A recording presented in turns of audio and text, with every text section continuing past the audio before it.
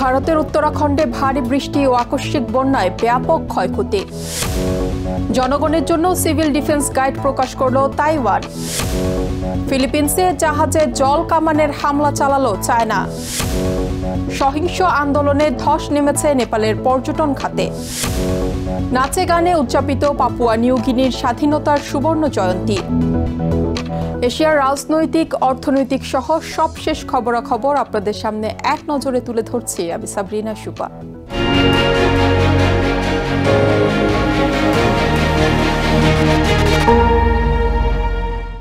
ভারতের হিমালয়ের নিকটবর্তী রাজ্য উত্তরাখণ্ডে ভারী বৃষ্টি ও আকস্মিক বন্যায় ব্যাপক ক্ষয়ক্ষতি হয়েছে। মঙ্গলবার এই আকস্মিক বন্যায় কয়েকটি গ্রাম ও বাজার ভেসে গেছে। গোটা অঞ্চলটি এখন ধ্বংসস্তূপে পরিণত হয়েছে। পানির স্রোতে ঋষিকেশ সহ আশপাশের বেশ কয়েকটি মহাসড়ক ডুবে গিয়ে বন্ধ হয়ে পড়েছে যাতায়াত ব্যবস্থা। উদ্ধারকর্মীরা আটকে পড়া স্থানীয়দের নিরাপদ স্থানে সরিয়ে নিচ্ছেন। কয়েক সপ্তাহ আগেও উত্তরাখণ্ডে পাহাড়ি ঢলে 4 জন নিহত ও 50 জন নিখোঁজ হয়েছিলেন। বর্তমানে উত্তরাখণ্ডে বন্যা ও ভূমিধসের ঝুঁকি বিরাজ করছে। বিশেষজ্ঞরা এই ধরনের প্রাকৃতিক দুর্যোগের পেছনে জলবায়ু পরিবর্তনকে দায়ী করছেন। জনগণকে যে কোনো দুর্যোগের জন্য প্রস্তুত রাখতে সিভিল ডিফেন্স হ্যান্ডবুকের হালনাগাদ সংস্করণ প্রকাশ করেছে তাইওয়ান। মঙ্গলবার প্রকাশ করা হ্যান্ডবুকটিতে প্রাকৃতিক দুর্যোগ থেকে শুরু করে যুদ্ধ ও বিভিন্ন পরিস্থিতিতে করণীয় নির্দেশনা উল্লেখ করা হয়েছে। প্রাথমিকভাবে বইটির 5000 কপি মুদ্রণ করা হবে। এছাড়া অনলাইনেও পাওয়া যাবে। বইটির ইংরেজি একটি সংস্করণও রয়েছে। ইন্টারনেট বন্ধ হলে রেডিও শুনে তথ্য জানার পদ্ধতি, জরুরি হটলাইন ব্যবহার ও পুলিশ বা সরকারি অফিস থেকে নিশ্চিত তথ্য নেয়ার নির্দেশনাও রয়েছে এতে। তাইওয়ানের সামরিক বাহিনীর অল আউট ডিফেন্স মোবিলাইজেশন এজেন্সির ডিরেক্টর সেন ওয়াই চি বলেন, এই উদ্যোগ আতঙ্ক সৃষ্টির জন্য নয়, বরং নাগরিকদের সম্ভাব্য সংকটে প্রস্তুত থাকার জন্য। হ্যান্ডবুকটি কোনো প্রকার আতঙ্ক ছড়ানোর জন্য নয়, বরং জনগণকে জানিয়ে দেওয়ার জন্য যে শান্তির সময়েই প্রস্তুতি নেওয়া উচিত, যাতে সংকট দেখা দিলে আপনি জানেন কি করতে হবে। বিশেষ করে চায়না সামরিক বাহিনী যদি তাইওয়ানে আক্রমণ চালায়, তাহলে সাধারণ নাগরিকদের পক্ষে আমাদের সেনাদের সঙ্গে চায়না সেনাদের পার্থক্য করা কঠিন হতে পারে। তাই প্রস্তুতি প্রয়োজন।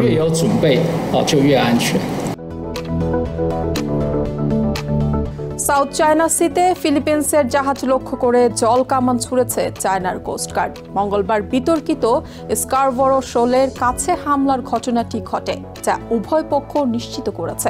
ফিলিপিন্স কর্তৃপক্ষ এই ঘটনাকে আগ্রাসী বলে আখ্যা দিয়েছে। এই হামলায় অন্তত 1 জন আহত হয়েছেন বলে তারা জানিয়েছে। সম্প্রতি চায়না এই এলাকাকে জাতীয় প্রকৃতি সংরক্ষণাগারে পরিণত করার পরিকল্পনায় অনুমোদন দিয়েছে, যেটা ছিল মূলত ম্যানিলার প্রতিক্রিয়া যাচাইয়ের কৌশল। ফিলিপিন্স কোস্টগার্ড জানায়, তারা শুধু জেলেদের সহায়তা দিতে গিয়েছিল। অঞ্চলটি নিয়ে দুই দেশের মধ্যে সার্বভৌমত্ব ও মৎস্য অধিকার নিয়ে দীর্ঘদিন ধরে বিরোধ চলছে। নেপালের সাম্প্রতিক সহিংস আন্দোলনে ধস নেমেছে পর্যটন খাতে। কাঠমান্ডুর জনপ্রিয় এলাকা থামেল সহ বিভিন্ন পর্যটন এলাকার হোটেল ও দোকানগুলো প্রায় ফাঁকা। ট্রেকিং ও হোটেল বুকিং বাতিল হয়েছে ব্যাপক হারে। বিদেশিদের ভ্রমণ কমেছে প্রায় 30%। ভারতের পাশাপাশি আমেরিকা, জাপান ও ইউরোপিয়ান দেশগুলো নাগরিকদের নেপালে অপ্রয়োজনীয় ভ্রমণ এড়াতে বলেছে। যদিও সরকার পরিবর্তনের পর এখন পরিস্থিতি কিছুটা শান্ত, তবে ক্ষয়ক্ষতির প্রভাব থেকে কবে মুক্ত হবে তার নিশ্চয়তা নেই। এদিকে পর্যটন পরিস্থিতি আবারও ঘুরে দাঁড়াবে সেই প্রত্যাশা ব্যবসায়ীদের। নেপালে গত কয়েক দশকের মধ্যে সবচেয়ে সহিংস আন্দোলন শুরু হয়েছে ঠিক তখনই, যখন দেশটিতে চলছিল ভরপুর পর্যটন মৌসুম। এর ফলে বড়সড় ধাক্কা খেয়েছে দেশটির পর্যটন খাত। কাঠমান্ডুর প্রাণকেন্দ্র থামেল সহ বিভিন্ন পর্যটন এলাকায় দোকান, পানশালা ও রেস্তোরাঁগুলো খুললেও তা ছিল প্রায় ফাঁকা। এর আগে দুর্নীতিবিরোধী সহিংস আন্দোলনে 72 জন নিহত হন, আহত হন 2000-এরও বেশি মানুষ। এ ঘটনার পর পদত্যাগ করেন দেশটির সাবেক প্রধানমন্ত্রী কেপি শর্মা ওলি। নেপালের পর্যটন কর্তৃপক্ষ, হোটেল মালিক ও ট্রেকিং সংগঠকরা জানাচ্ছেন, সাম্প্রতিক ঘটনায় বিদেশি পর্যটকের সংখ্যা প্রায় 30% হ্রাস পেয়েছে। ফলে বাতিল হয়েছে অনেক বুকিং। নেপাল ট্যুরিজম বোর্ডের সিইও দীপক রাজ যোশী জানান, এই ক্ষতি শুধু পর্যটকদের নয়, বিনিয়োগকারীদের কাছেও নেতিবাচক বার্তা দিতে পারে। Few hotels are damaged, which might give a negative message to not only the visitors but the investors as well. Bharat, America, China, Britain, Germany এবং জাপানের পর্যটকরা সাধারণত কাঠমান্ডু থেকে তাদের অভিযান শুরু করেন, কিন্তু সহিংসতার পর সংসদ ভবন ও হিলটন হোটেল সহ গুরুত্বপূর্ণ স্থাপনায় অগ্নিসংযোগের দৃশ্য বিশ্বজুড়ে ছড়িয়ে পড়ে। ফলে অনেক দেশ তাদের নাগরিকদের নেপালে অপ্রয়োজনীয় ভ্রমণ এড়িয়ে চলার পরামর্শ দিয়েছে। বৌদ্ধনাথ স্তূপের কাছে একটি অ্যান্টিক শপ ও হোটেল মালিক রেনু বানিয়া বলেন, তার ব্যবসার 60% ক্ষতিগ্রস্ত হয়েছে গেল সপ্তাহের বিক্ষোভে। Like 1 month booking got cancellation due to today's situation. 1 month booking get cancelled, and as you know that the government of different country want to protect their citizenship, so they suggest don't travel right now. সরকারি হিসাব অনুযায়ী প্রতি বছর প্রায় 12 লাখ বিদেশি পর্যটক নেপাল ভ্রমণ করেন এবং এই খাতটি দেশের মোট $40 বিলিয়ন জিডিপির প্রায় 8% যোগান দেয়। সেপ্টেম্বর থেকে ডিসেম্বর পর্যন্ত সময়কেই মূলত পর্যটনের পিক সিজন ধরা হয়। এদিকে পরিস্থিতি শিগগিরই স্বাভাবিক হবে এবং পর্যটকরা ফিরে আসবেন, এমন প্রত্যাশা করেন জাপানি রেস্তোরাঁর মালিক ও ট্রেকিং অভিযানের expert Ramchandra Giri. You know our situation in Nepal, right? So this is our beginning of the season. It is very bad for the tourism industry, right? But we hope Nepal will be better than before. 8 September থেকে শুরু হওয়া Gen Z তরুণদের দুর্নীতি বিরোধী আন্দোলনের পর রবিবার প্রথমবারের মতো কাঠমান্ডুর রাস্তায় কিছু বিদেশি পর্যটককে দেখা গেছে।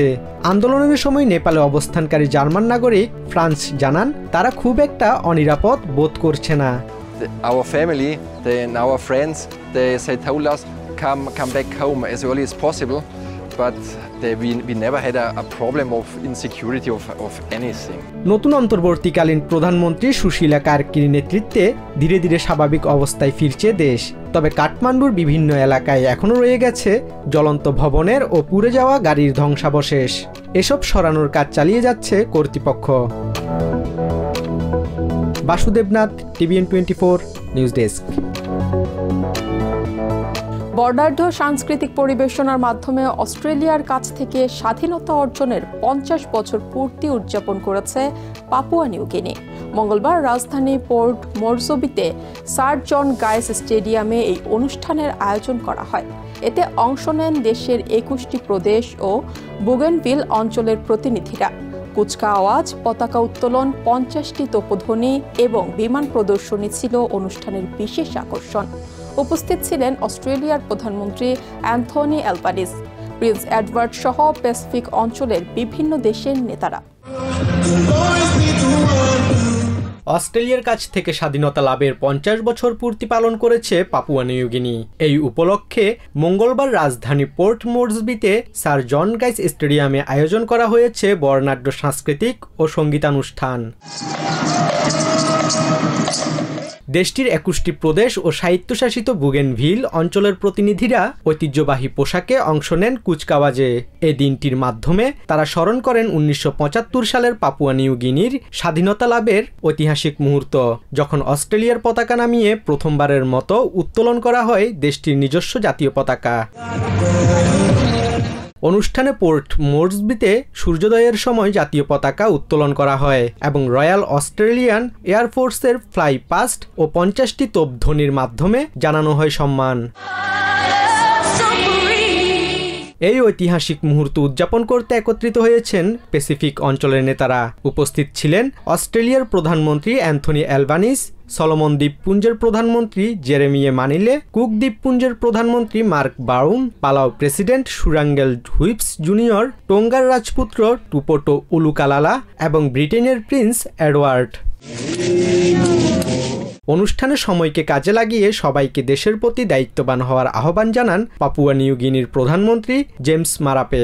I want to say to our people, far and wide, 16th of September has arrived today, but 17 will come tomorrow. 18 will come the next day after tomorrow, and time will roll on. It is for us to seize the moment. স্বাধীনতা দিবস উপলক্ষে একটি নতুন আদালত ভবনের উদ্বোধনে অংশ নেন প্রিন্স এডওয়ার্ড। তিনি চিফ জাস্টিস স্যার গিবস শালিকার সঙ্গে নতুন ন্যাশনাল কোর্ট হাউস পরিদর্শন করেন এবং বিচার বিভাগের সদস্যদের সঙ্গে সাক্ষাৎ করেন। পরবর্তীতে অনুষ্ঠানে অংশগ্রহণ করে তিনি জানান, ভৌগোলিকভাবে দূরে থাকলেও কিং চার্লস ও ব্রিটিশ রয়্যাল পরিবার পাপুয়া নিউ গিনির অগ্রগতির প্রত্যাশা রাখেন। And I want to assure you that in spite of the distance that we may be from you and the only occasional visits, both His Majesty and all my family take a very great interest in the fortunes of this country. এদিকে অস্ট্রেলিয়ার পক্ষ থেকে ঘোষণা এসেছে তারা Papua new গিনির সংসদ ভবনে একটি নতুন মন্ত্রিসভা ভবন নির্মাণে সহায়তা করবে। প্রায় 11 মিলিয়ন মানুষের এই দ্বীপ দেশটি প্যাসিফিক অঞ্চলে অস্ট্রেলিয়ার পর দ্বিতীয় সর্বাধিক জনবহুল দেশ। দিনব্যাপী উদযাপনের পর সন্ধ্যায় আতশবাজি ও ড্রোন প্রদর্শনীর মাধ্যমে শেষ হয় স্বাধীনতার সুবর্ণ জয়ন্তীর অনুষ্ঠান।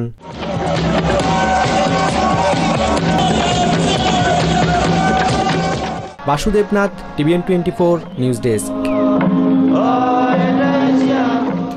এক নজরে প্রতিদিন এশিয়ার খবর জানতে চোখ রাখুন TVN 24 নিউজ নেটওয়ার্কের ইউটিউব ও ফেসবুক পেজে। নিউ ইয়র্ক থেকে সম্প্রচারিত TVN 24 টেলিভিশন বিশ্বজুড়ে বাঙালির কণ্ঠস্বর।